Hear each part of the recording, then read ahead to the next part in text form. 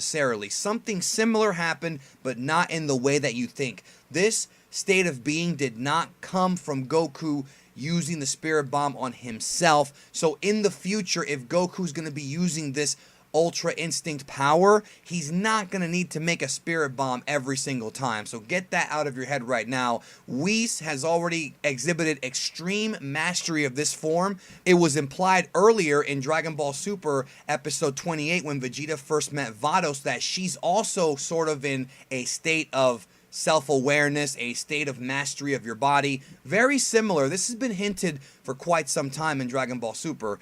And neither of these characters, including Beerus, who also is learning how to do it according to what we said, but hasn't quite mastered it yet, neither of these characters need a spirit bomb to do it. That's not the point. But the fact that the Genki Dama was heading right for Goku played a very important role in this story. Whis himself says that the spirit bomb, the Genki Dama, was the trigger. And then he quickly debunks the fact that it wasn't the Genki Dama that gave him that power. That's not what happened here. Whis states from his own words that the Genki Dama is being used as a temporary source of power for his depleted body. Now, what does that actually mean? What is the interpretation of this? Here's what actually happened. When the Genki Dama was heading right for Goku, Goku knew he had to block that thing and compress it, or else he may actually die. If that Genki Dama hit him, he could have died because he was already exhausted from fighting Jiren. He had been using all of his forms. He used the Kaioken, which the series already established previously is very dangerous on your body and drains a lot of energy. He was at the brink of death. Now, I want you guys to take a real good kind of flashback at the history of Goku's life throughout Dragon Ball Z. Every time that Goku has come close to dying, he has always become stronger, and that's because, of course, his race has the ability to Zenkai, to get the Saya power, as the Japanese call it, and get stronger when you come close to dying. That is a factor here, but that's, again, only a small piece of the puzzle. Think about every time that Goku has died in Dragon Ball Z. He's died twice, against Raditz and during the Cell Saga when he sacrificed himself to prevent Cell from blowing up. Both times that he died, Goku sacrificed himself, and he knew mentally in his own brain and in his own body that he was going to die. Goku had made peace with the fact that he was dying in those individual moments. This is not what happened here. Goku did not want to die. Goku pushed himself, his body, his spirit, and his mind because of his sheer willingness not to lose this fight and not to die and let down his teammates and let down himself as a fighter. Goku pushed himself. He found something deep inside of himself that was always sort of there, but he didn't know how to tap into it, a willingness to live. We've seen in the real world people who are terminally ill stay alive despite dying on their deathbed to say goodbye to their family members, to witness their grandchildren being born. We've seen human beings do this in the real world. This is no different. Whis states in the episode that the Genki Dama is a temporary source of power for Goku's body. Even though this is something we have never seen before, and some folks might think it is a contrived explanation, based on the definition of what a Genki Dama is, it actually makes perfect sense. The English dub calls it the spirit bomb. The Japanese name is the Genki Dama, which means health energy ball. Genki and Ki are not the same thing. When 17 and 18 were donating energy to the Genki Dama, it wasn't like they were donating energy that was Ki, combat energy. They were donating health energy, which is Genki. It's two different principles here. The fact that Genki is positive, healthy energy, the idea that it can actually heal certain people under certain circumstances and power up, sort of charge Goku like a battery, makes perfect sense based on the definition of what Genki actually is. Based on the definition of Genki, it makes sense that this is something that can heal people under these circumstances. Of course, we've never seen a user actually get damaged by his own Genki Dama. We've never seen that before in Dragon Ball. Now, I know what some people are saying. They're probably wondering, well, wait a minute, how can the spirit bomb hurt you if you're a good person? Well, thinking that the spirit bomb cannot hurt you if you're a good person is nonsense. If that were the case, then when Kid Buu pushed the spirit bomb back to Goku when he threw it at him,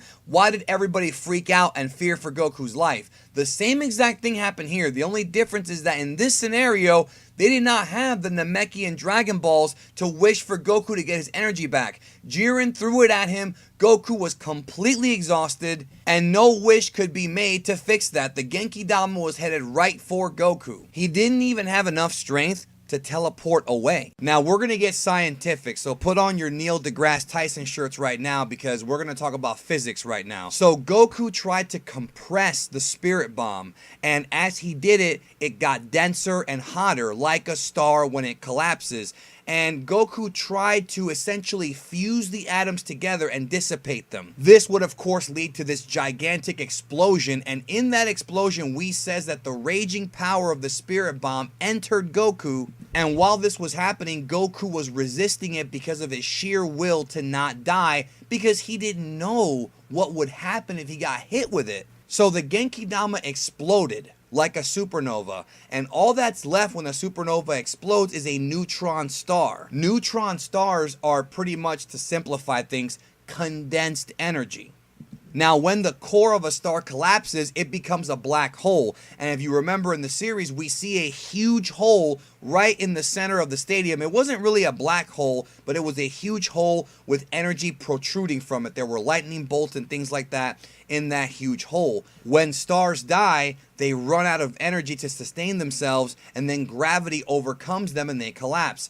That's what happened to Goku. He ran out of energy to sustain himself while this was going on. So like I said earlier, Goku was supposed to die here. And in fact, you even see the particles of the spirit bomb coming down from the heavens like snowflakes all over the place, and nobody could feel Goku's energy. Now, like I said, this has happened before in the series. Goku has obviously come close to dying a few times in his epic fights, perhaps never as close as this, and Goku now is different than Goku before. He's trained with deities now, he knows God Ki, he knows his body a lot more, and Whis has taught him several lessons throughout the time that they've known each other, including about Ultra Instinct without actually calling it that. So the combination of Goku resisting death and the power of the Genki from the Genki Dama healed his body and allowed him to continue. But wait a minute, we've seen this before. This sounds familiar, doesn't it? Yes, it does. This is literally a repeat of something we've already seen before. Go back and watch Battle of Gods, the movie. Beerus attacks Goku with a huge, gigantic blast as big as the sun. Goku gets hit with the blast. It's implied that Goku's about to die. Somehow, he thinks about all his family members that he loved and his friends, and all of a sudden, the Super Saiyan God power surged from the bottom of nowhere into him, and he absorbed Beerus' attack. And both him and Beerus are looking at each other, and they have no idea what just happened, including Goku. And in Dragon Ball Super Episode 110, Vegeta asks him, and again, Goku has no idea what happened, and Whis appears to have an idea. Now, one other comment that Whis said is he talks about the heat. Goku is radiating too much heat. His body is too hot. This is something that also Jiren mentioned. And once again, this is a throwback to the original Super Saiyan God form and the ideas that were implemented in Battle of Gods first. As you watch the fight with Jiren, you see Goku's eyes go from silver and back to black again, and it happens a couple times during the fight. Goku does not know what he is doing, and just like with Super Saiyan God, Goku has not mastered the Ultra Instinct or even come close to it. Like historically in Dragon Ball, Goku cannot maintain a power that he does not understand. And this is called Ultra Instinct for a reason, because Goku was running on instinct and on adrenaline as he was fighting Jiren. So until Goku really learns how to master the Ultra Instinct power, whether he does it by training with Whis or just by getting to know the abilities better and his own body better, this is what's going to happen, is Goku will never be able to maintain this form. So it's sort of like the original idea behind Super Saiyan God. It's very similar with some tweaks.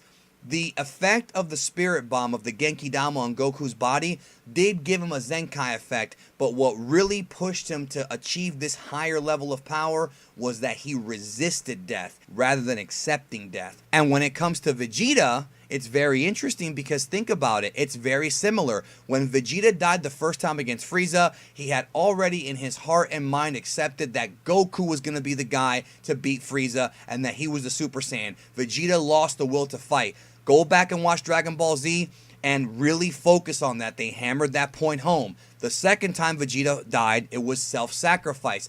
In the history of the entire race of the Saiyajin, of the Saiyan, they've never been pushed like this before.